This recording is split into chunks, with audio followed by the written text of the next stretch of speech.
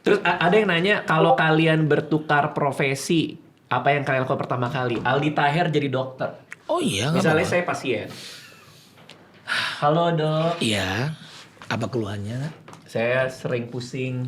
Pusing. PUUS. Gak bisa nulis.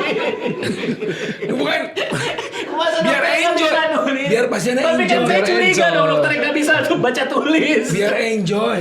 Itu Masa ada namanya dokternya nggak bisa baca tulis? karena biasa pasien masuk ke ruang praktek deg-degan, makanya itu adalah Itu bercandanya.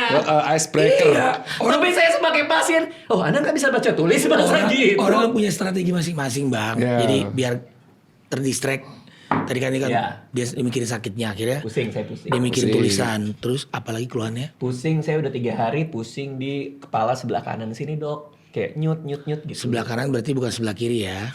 Oke. Mereka benar memastikan.